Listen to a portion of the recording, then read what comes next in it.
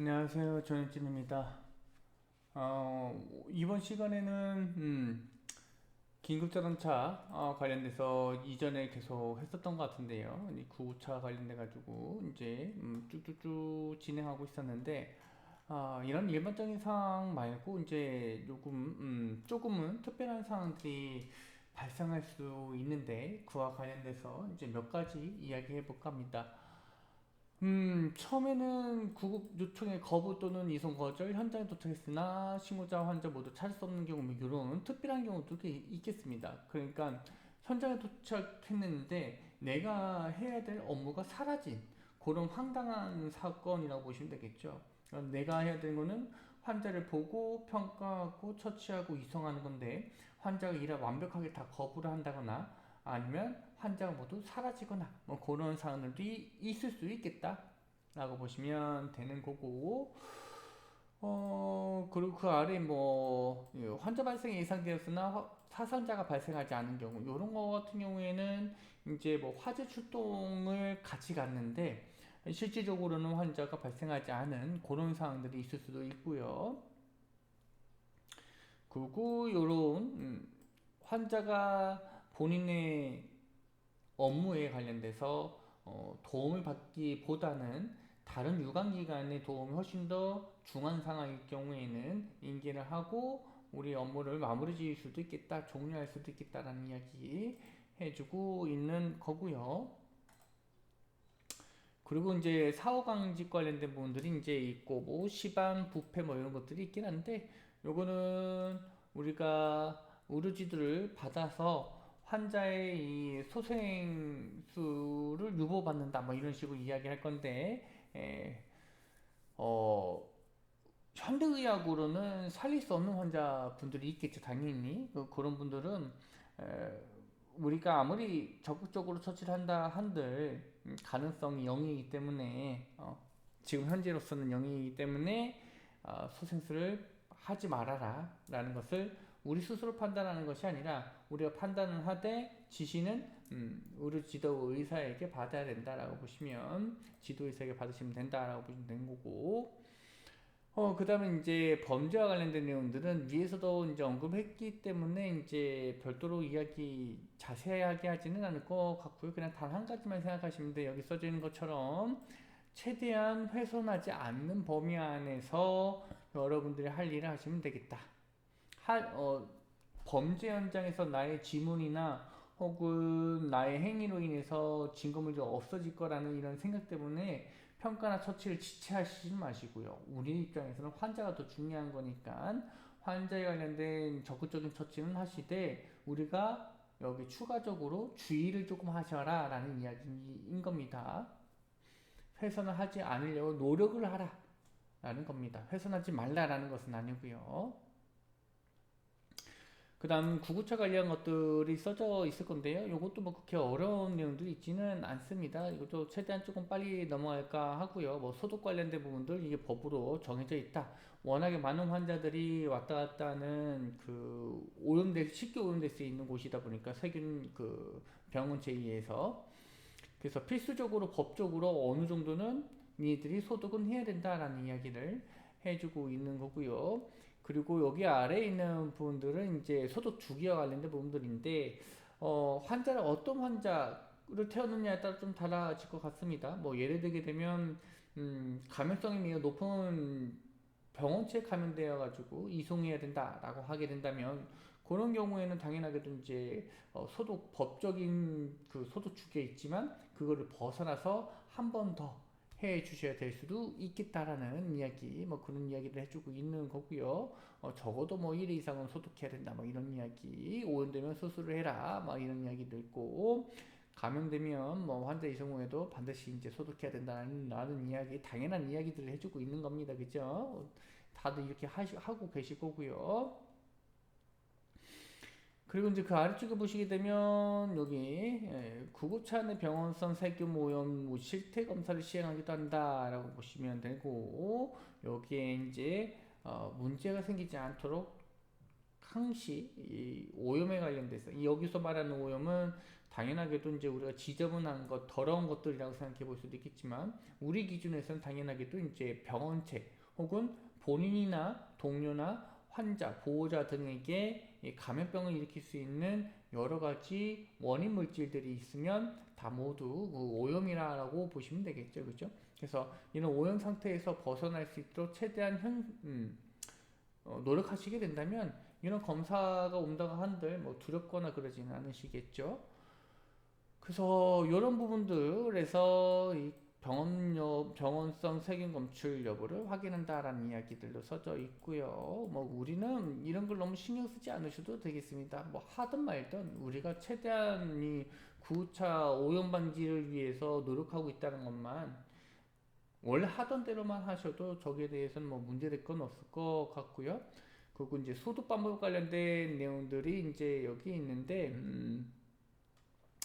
이전에는 그 소독 관련돼서 일관적이지 않고 일률적이지 않아서 약간 부족한 부분들이 있었다. 구급차 소독이 있어서 부족한 내용들이 있었는데 그것들을 고쳐서 모두 다 최소한 이 정도의 소독 방법을 혹은 소독 행위를 해라라는 이야기들을 해주고 있다라고 보시면 되는 거고 그래서 이제 하나하나씩 조금 볼 겁니다. 이것도 그냥 가볍게 들으셨으면 좋겠습니다. 저는 설명을 하겠지만 여러분들 입장에서는 좀 이걸 왜 굳이 이렇게 자세하게 배워야 하나라는 생각이 들 정도로 음, 내용들이 좀 깊이가 있어가지고요. 깊이가 있다는 소리는 이제 지금 당장은 필요하지 않다라고 생각하는 것들이죠.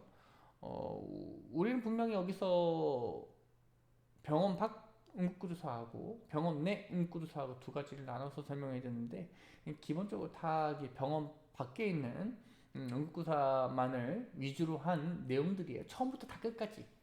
물론 저는 그게 좋긴 좋습니다만은 당연히 저는 응급구조사가 병원 내에 있으면 안 되는 사람이라고 생각하는 사람이라서 물론 이것도 개인적인 이야기입니다. 어쨌든 간에요. 다시 이제 보시게 되면 소독 장소의 선정을 보시게 됐을 때 여기는 차고 외부에 별도로 지정된 공간에서 진행을 해야 된다.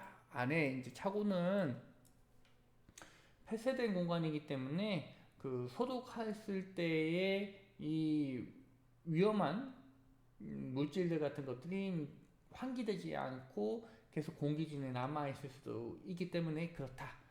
그래서 개방성이라는 말이 있고 환기라는 말도 있습니다. 그 외부 인출이 통제되고 독립된 장소. 우리가 소독을 하게 되면 이 병원체가 다 바깥으로 빠져나가거나 아니면 살균하면서 죽어나가는 병원체가 이제 바깥으로 나갈 건데 그 오염 물질들이 지나가는 사람들, 유동인구들이 좀 있는 곳에서 하면 당연히 안 되겠죠, 그죠? 그리고 이 외부인들, 여기서 말하는 외부인들은 당연하게도 이제 소방서 근무자, 외적인 사람들 거기에 다 포함이 될 수 있겠죠. 그래서 뭐 우리가 알고 있는 정문 출입구라든지 아니면 뭐 주차장 출입구라든지 이런 곳에서 하면 절대 안 되겠죠. 당연히 이제 독립된 장소에서도 하셔야 되는 거고 본인들을 보호하기 위한 이런 장치들도 다 준비를 해주셔야 될 것 같고요. 그거 이제 병원에서 해야 될 경우에는 이제 사전에 협의를 해라라는 이야기들도 있는데 뭐 제가 알고 있기로는 병원에서 소독하는 일이 거의 영에 가깝다라고 알고 있습니다. 그리고 이제 소독제 관련 같은 부분은 식품의약안전처에 의해서 허가되고 등록된 제품만을 사용해야 된다라는 이야기, 당연한 이야기겠죠, 그죠? 우리는 공공의 영역에서 활동하는 사람이기 때문에 사람들이기 때문에 구급대원들 같은 경우에 특히나 더요. 확인되지 않은 제품들을 소독력이 그냥 강하다고 해서 사용하게 되면 문제가 될 수가 있겠죠, 그죠? 그 문제는 매우 심각하게 나타날 수도 있기 때문에 여러분들이 꼭 등록된 제품만 쓰셔야 되겠다. 허가 등록된 제품만 쓰시면 되겠다라고 보시면 될 것 같고 그리고 그 아래 이제 정보 확인하는 방법, 시트 표면 의료장 표면을 특성하고 고령하지 않을 때에는 문제가 생길 수 있다라는 이야기들. 예를 들게 되면 플라스틱을 이제 그 경화시키거나 혹은 이제 그 유리 제품들 같은 경우는 얼룩 붙이게 만들게 한다거나 이런 소독 제품들은 우리가 사용했을 때 문제가 될 수 있기 때문에 각각의 제품의 특성에 맞는 소독 제품을 또 고르셔야 되겠다라는 점. 물론 우리 입장에서는 그렇게 꼼꼼하게 하면 너무나 좋긴 좋겠지만 시간적 여유가 그렇게 많이 있는 직종은 아니라서 하나의 제품으로 이 구급차를 다 소독을 할 건데 그 하나의 제품이 플라스틱이나 유리나 전선이나 고무나 이런 곳에 그 아무런 악영향이 없는 그런 소독 제품을 쓰시면 되겠죠. 뭐 대표적인 것이 뭐 알코올이 되겠습니다만은 그리고 그 아래쪽에 보시게 되면 이제 소독제 오염 관련돼 가지고 이제 뭐 보충하고 용기를 재사용하는 뭐 금지하는 것들 뭐 이런 것들은 이제 관리하게 했던 그런 부분들하고 일치하는 부분들이 있어 가지고 얘기하지 않아도 될 것 같고요. 도구 같은 경우는 여기 써져 있는 것처럼 일회용품 대부분 많이 쓸 것 같고 그다음에 손위생 당연한 이야기겠지만 여러분들이 손이 가장 더러운 신체 부분들이기도 합니다. 왜냐면 어 여러 물건들을 만질 수밖에 없는 거고 그 중에서도 이 타인이 만졌던 물건들을 여러분이 다시 만드는 경우가 있는데 대표적인 것이 이제 문고리 같은 것들이 여기에 해당이 되겠죠. 그래서 타인이 문을 만지고 문고리를 만지고 여러분도 문고리 만지면서 계속 교차 감염이 되면서 손에 병균들이 들실거리게 된다라고 보시면 되는 거고 그래서 우리가 항상 그 감염과 관련돼서 이야기할 때는 손 씻기가 빠짐없이 나오는 이유가 여기 있다라고 보시면 되겠습니다. 그리고 그 아래 보시게 되면 이제 적어도 이런 일반적인 손 씻기 외에도 소독 제제가 들어간 그 제품들을 이용해서 병균까지 그냥 비누칠만 하지 말고 소독 제품도 조금 추가해서 손 씻기에 대해서 조금 신경을 써달라는 이야기가 있는 거고 그 다음에 개인 보호작용 착용 관련된 부분들이 있는데 여기 아래쪽에 있는 것들이 이렇게 있습니다. 요거는 우리가 환자를 만났을 때는 거의 유사한 장비들이기 때문에 뭐 특별하게 이야기할 건 없습니다. 그러니까 환자에게서 우리가 감염받을 수 있는 것들을 보호하기 위해서 개인 장비를 착용하게 되는 거잖아요.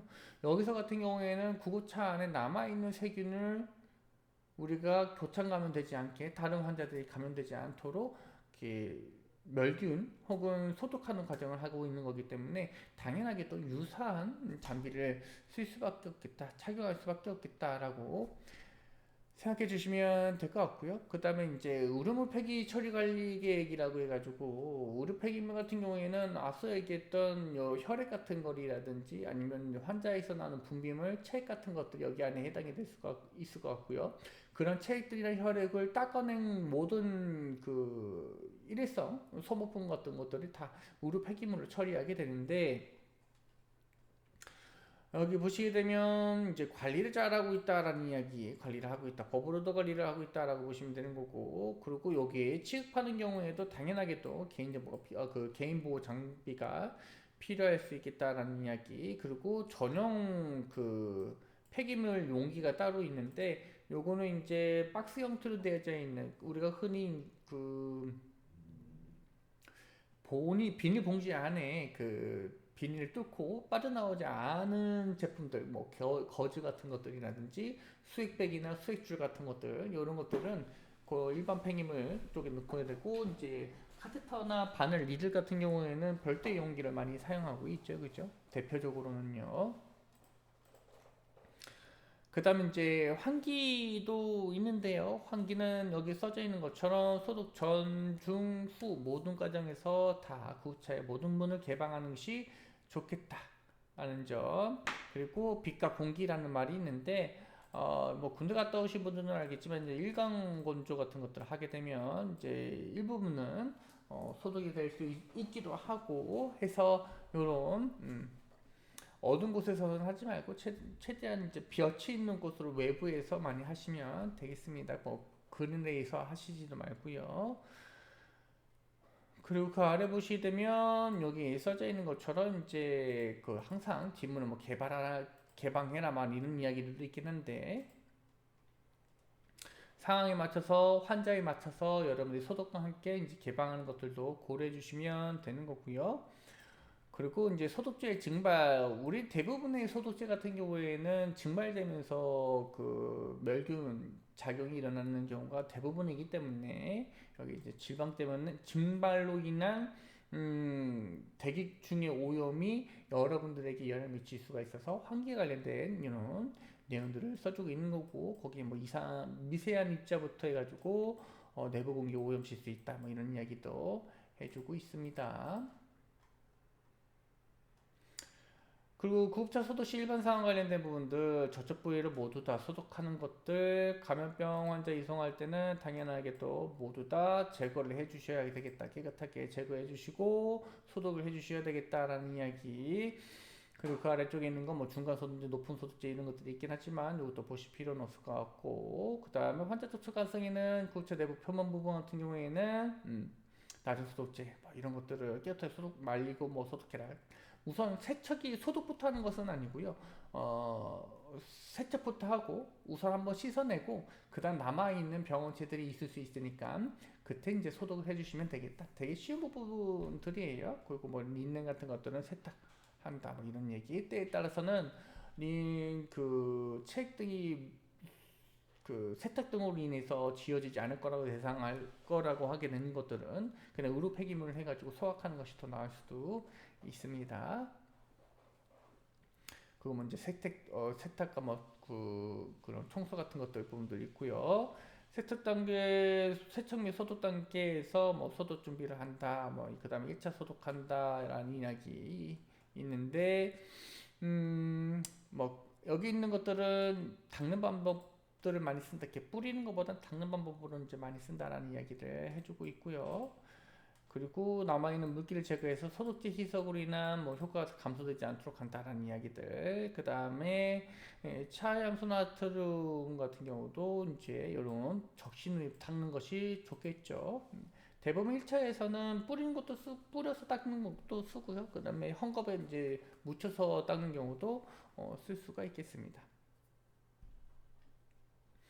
그리고 이런 이제 환자의 분비물이 명확한 경우에서는 여기 이제 1차 소독에서는 적합하지 않고 지정 단계에서 이제 하게 되면 된다. 소독제의 특성이라 해서 염소화합물이라든지 암모늄이라든지 알코올이라든지 아이도포 같은 것들이 있긴 한데 요거는 여러분들 보실 이유는 없겠습니다. 보시지 않으셔도 괜찮을 것 같고, 자, 그 다음에 2차 소독이 필요한 경우에는 표 10-9번이라고 해서 확진자 이송 혹은 다량 혈액이나 체액이 오염됐을 경우, 그 다음에 감염병 유행상이 이제 별도 지치 있는 경우, 그 다음 연구소 판단하에 소독이 필요한 경우라고 보시면 될 것 같고요. 2차 소독 같은 경우에는 여기 써져 있는 것처럼 이제 우리가 앞서서 얘기했던 지정된 장소에서 독립된 공간에서 이제 시행한다라고 보시면 되는 거고, 그리고 그 아래 보시면 오염구역과 비오염구역으로 나눠져 있다라고 보시면 되는 거고, 순서는 비오염구역에서 오염구역 순으로 소독, 우리가 마치 관리약에서 환자 소독하는 방법과 비슷하다라고 보시면 될 것 같고요.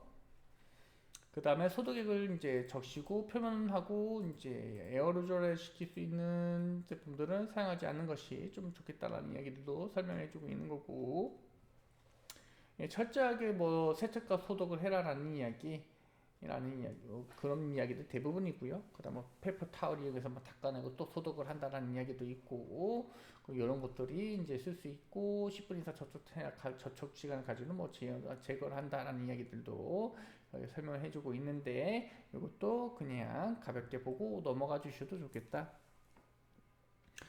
물론 국가고시에서는 언급이 될 수 있는 내용이긴 하지만요, 지금 당장에서는 볼 필요가 없는 내용이라고 제가 판단을 해서 이 부분은 그냥 가볍게 한 번쯤 읽어보시고 넘어가시면 될 것 같고, 그 다음에 의료 폐기물 등 처리와 관련된 부분들이 이제 있는데, 뭐 주변 오염물들 이제 하지 않도록 최대한 안전하게, 이제 여기 가운 벗는 것도 알고 계시죠, 그죠? 그런 것들 조심해 주셔야 될 것 같고, 그 다음에 부품이나 세탁물 처리 관련된 부분들은 이제 어떻게 설명을 해주고 있긴 한데, 이것도 뭐 이렇게 뭐 온도부터 해가지고 이제 써져 있긴 한데 굳이 보실 필요는 없겠다.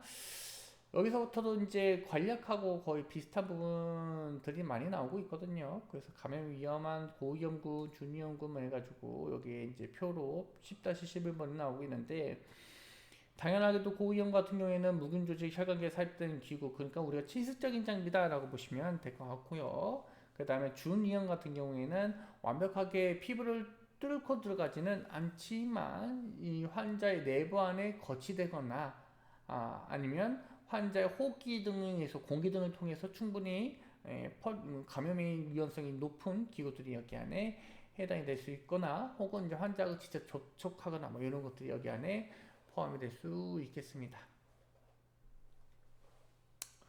그리고 비용기구 같은 경우에는 환자하고의 직접적인 접촉이 조금 덜어지거나 그러니까 감염물과 마찬가지로 근데 여기 상황에 따라서 이것도 좀 달라질 수가 있어요. 그래서 이렇게 위험기구, 준위험기구, 이제 비위험기구는 나눠지고 있긴 하지만 상황에 따라서 달라진다. 뭐 예를 들게 되면 들것을 들었는데 환자가 혈액 출혈량이 많아서 들것이 피에 다 젖었다.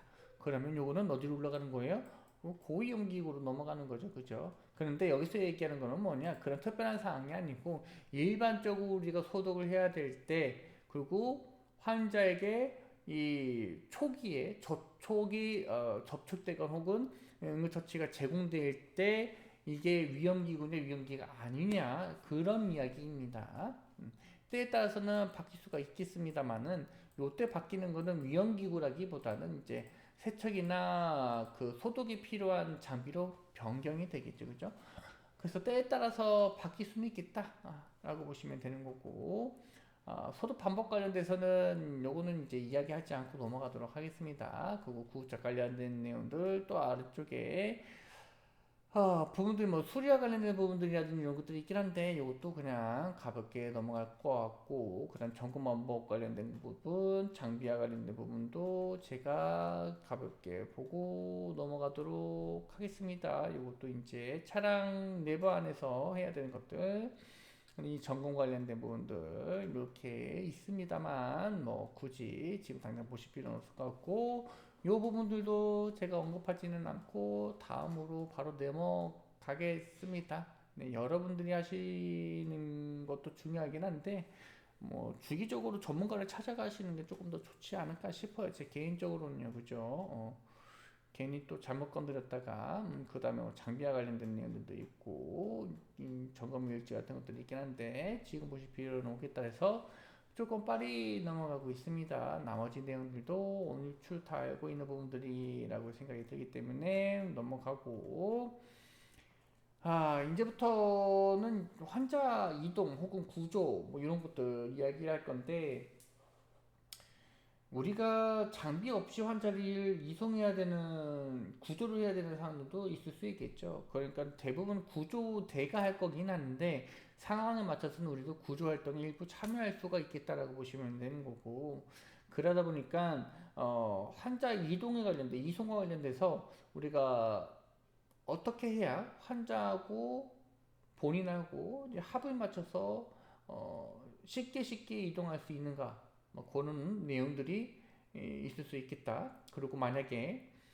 환자가 아프다면 손상을 입었다면 그 손상을 최소한으로 하는 방안에서 이동을 어떻게 할 것인가 그런 내용들이 여기 안에 포함이 되어져 있다라고 보시면 되는 거고요.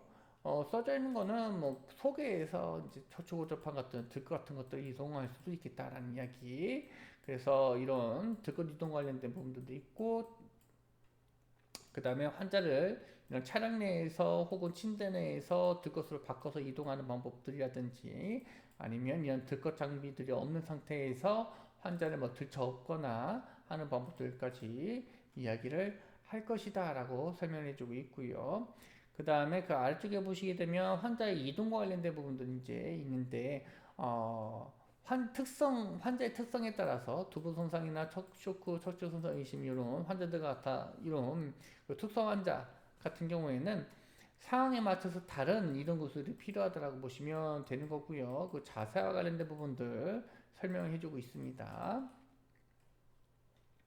그리고 이런 것들도 이제 설명했죠. 뭐 회복 자세 같은 것들도 여러분들 상황에 따라서 맞춰서 해줄 수가 있는데 뭐 정추 고정을 해야 되는 환자에서 회복 자세를 해야 된다라고 하게 된다면 다양하게도 이제 등급 자체를 완벽하게 고정하고 난 이후에 등급 자체를 45도로 기울여 주시면 너무나 좋겠죠, 그죠?